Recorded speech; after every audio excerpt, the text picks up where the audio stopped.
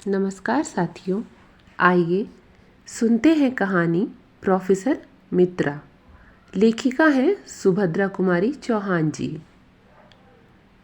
Professor मित्रा 40 की दहली के करीब पहुंच चुके थे, किंतु थे अभी तक अविवाहित। यह बात नहीं थी कि वे विवाह करना ही ना चाहते थे, पर वे जैसी आदर्श पत्नी की खोज में थे, वैसी उन्हें अभी तक कहीं न मिलती थी। प्रोफेसर मित्रा स्वभाव से ही उदार और सुशील थे। रंग सांवला, कद ऊंचा और चेहरा सुडौल था। वे बहुत कम बोलते थे, स्वभाव के कुछ झक्की थे, पर थे आदमी अच्छे। कभी घंटों मेज पर हाथ की कुहनियाँ टिकाए, गालों पर हाथ रखे वे विचार मग्न बैठे रहते थे, और कभी बातचीत करते करते कुछ ख्याल आ जाता तो वे बिना कुछ बोले ही बातचीत समाप्त करने के लिए उठ खड़े हो जाते थे। परंतु लड़के उन्हें चाहते थे और उनका आदर भी करते थे। वे फिलॉसफी के प्रोफेसर थे। सेकंड ईयर के एक लड़के कांति किरण को वे बहुत चाहते थे। कांति किरण एक निर्धन परिवार का लड़का था। उसकी फीस और पढ़ाई का कुल खर्च प्रोफेसर मित्रा अपने पास से देते थे। कांति किरण सच्चरित्र, सुशील, तीक्ष्ण बुद्धि और मेधावी था। यही कारण था कि आर्थिक सहायता करने के अतिरिक्त प्रोफेसर मित्रा उससे स्नेह भी करने लगे। प्रोफेसर मित्रा अविवाहित थे ही। शहर से ज़रा हटकर उनका एक बड़ा सा बंगला था, जिसमें रहने वाला उनके अतिरिक्त और कोई न था। उन्होंने एक दिन कांतिकरण से अपने बंगले पर ही रहने को कहा, और कांतिकिरण तब से उन्हीं के बंगले पर रहने लगा। इस प्रकार प्रोफेसर मित्रा ने अपने सूने जीवन में एक साथी का निर्माण कर लिया। गर्मी की लंबी छुट्टियों के बाद जब कॉलेज खुला तो नई भर्ती होने वाली लड़कियों में कांति किरण की भांति एक लड़की मृणाल पर भी प्रोफेसर मित्रा की अनुकंपा विशेष रूप से हो गई। यह मृणाल कौन थी कोई नहीं जानता था। मैट्रिक उसने कलकत्ता से ही पास किया था। अपनी विधवा माँ के साथ कुछ ही दिन हुए यहाँ आई थी। मृणाल की माँ निर्धन थी। यहीं के लड़कियों के मिडिल स्कूल में वह उपपाठिका होकर आई थी। मृणाल की माँ और प्रोफेसर मित्रा में कब पहचान हुई यह कोई नहीं जानता, किंतु मृणाल के भी पढ़ने का सारा खर्च प्रोफेसर मित्रा ने अपने ऊपर ले लिया। यही नहीं कि प्रोफेसर मित्रा केवल कांति किरण और मृणाल को ही आर्थिक सहायता देते हो, वे और भी बहुत से गरीब लड़कों की सहायता करते थे। बैंक में उनका कोई हिसाब ना था। हर महीने की तनख्वाह उनके आवश्यक खर्च को निकालकर इसी प्रकार निर्धन विद्यार्थियों की सहायता में उठ जाती थी। वे प्रायः कहा करते थे, हर महीने मुझे इतने रुपए मिलते हैं, मैं उन्हें इस प्रकार ना बांट दूं तो क्या करूं? ना स्त्री ना बच्चे, रुपयों का संग्रह करके मैं करूंगा क्या? मृणाल की माँ को महीने में कुल 30 रुपये मिलते थे, जो दोनों माँ बेटी के लिए सम्मान के साथ रहने के लिए भी पर्याप्त ना थे। परंतु प्रोफेसर मित्रा की सहृदयता ने उन्हें कभी किसी प्रकार के कष्ट का अनुभव न होने दिया। सजातीय होने के कारण उनकी घनिष्ठता बहुत बढ़ गई। सप्ताह में एक बार प्रोफेसर मित्रा मृणाल की माँ से मिलने जाते, और मृणाल तो प्रायः रोज ही 1-2 घंटे प्रोफेसर मित्रा के यहाँ बिताती थी। मृणाल लॉजिक की, जिसे प्रोफेसर मित्रा ही पढ़ाते थे, बड़ी अच्छी छात्रा थी। प्रोफेसर मित्रा उससे बहुत खुश रहते थे। मृणाल अपनी माँ की पहली संतान थी। माँ बेटी का रिश्ता जाने बिना प्रायः लोग उन्हें बड़ी छोटी बहन समझते थे। मृणाल के जन्म के कुछ ही समय बाद मृणाल के पिता का देहांत हो गया। तब से इसी प्रकार नौकरी और ट्यूशन करके मृणाल की माँ ने उसे इतना बड़ा किया। अब उसे सबसे बड़ी चिंता मृणाल के विवाह की थी। जिस लड़की को उसने कष्ट से पढ़ा लिखा कर पाल पोस कर इतनी बड़ी किया, उसे किसी सुयोग्य वर के हाथों सौंप कर ही वह निश्चिंत हो सकती हैं। वह पढ़ा लिखा कुलीन वंश का और खाते पीते घर का हो, जिससे उसकी मृणाल सुखी रहे, यही मृणाल की माँ की कामना थी। निर्धनता का जो कटु अनुभव मृणाल की माँ को था, वह भूलने के योग्य नहीं था। उसी निर्धनता के दलदल में वह जानबूझकर अपनी बेटी को नहीं फंसाना चाहती थी। इसीलिए तो मृणाल 18 वर्ष की हो जाने पर भी अविवाहित थी। मृणाल की माँ को जब मालूम हुआ कि प्रोफेसर मित्रा अविवाहित है, तो वह सोचने लगी कि मृणाल और प्रोफेसर मित्रा की जोड़ी तो बुरी नहीं रहेगी। प्रोफेसर मित्रा की उम्र वैसे कुछ ज़्यादा भी नहीं है, इसके अतिरिक्त मेरी मृणाल रानी बनकर भी तो रहेगी। एक दिन मृणाल की माँ ने निश्चय किया, वह प्रोफेसर मित्रा से उनके अविवाहित रहने का कारण पूछेगी। उस दिन शाम को जब प्रोफेसर मित्रा आए तो उसने साहस करके यह सवाल उठाया, मित्रा साहब, मैंने सुना है कि आपने अभी तक विवाह नहीं किया। यदि आपको कोई अड़चन ना हो तो क्या मैं जान सकती हूँ कि इस संन्यास का क्या कारण है?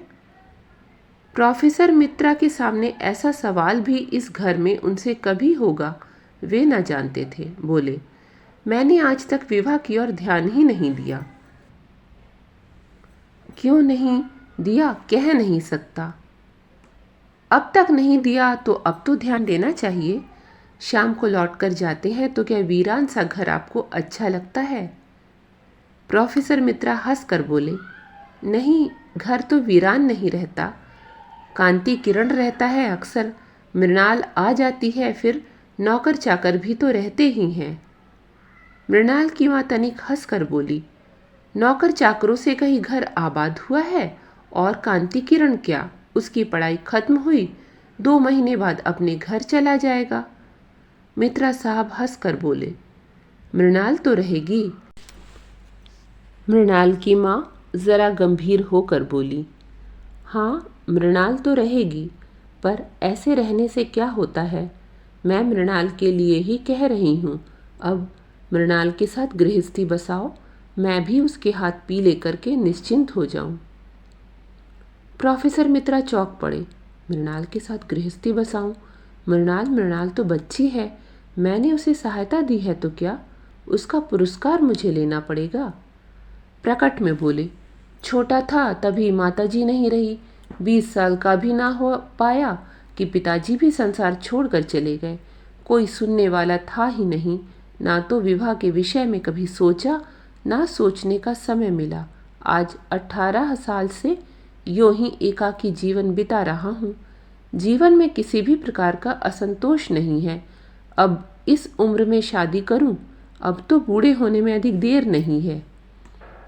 मृणाल की माँ बोली, यही तो शादी की उम्र है, बचपन की शादी किस काम की? और हाँ मित्रा साहब, तुमने मुझे माँ कहकर सम्मान दिया है, अब उस सम्मान की रक्षा भी तुम्ही को करनी पड़ेगी। मेरी मृणाल को तुम देखते आ रहे हो, बुरी लड़की नहीं है। चाल ढाल, बात व्यवहार, रूप रंग में किसी सुंदर से सुंदर लड़की के सामने खड़ा कर दो तो कुछ ज़्यादा ही रहेगी, कम नहीं।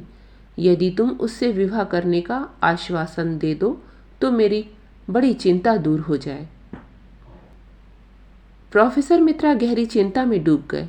कल्पना की आंखों से बालिका मृणाल को गृहिणी मृणाल के रूप में उन्होंने अपने घर में घूमती हुई देखा। नौकरों से वह ठीक ढंग से काम ले रही है, घर में कोई अव्यवस्था नहीं, सभी काम सुचारू रूप से हो रहे हैं। प्रोफेसर मित्रा को अब घर के किसी भी काम की ओर ध्यान देने की जरूरत नहीं रहती। इसी समय मृणाल की माँ की बात से वह चौंक से उठे। मृणाल की माँ कह रही थीं, मित्रा साहब, चिंता ना करो, मेरी मृणाल को स्वीकार कर लो, वह तुम्हारे घर को स्वर्ग बना देगी। मित्रा साहब ने कहा, आप मुझे कुछ दिन सोचने का समय दीजिए, बहुत जल्दी मैं आपको जवाब दूंगा। और वे अपने बंगले की ओर चले। आधे से अधिक प्रोफेसर मित्रा इस विवाह के पक्ष में हो चुके थे। घर आए, देखा ड्राइंग रूम में मृणाल कांति किरण से कुछ बातें कर रही है।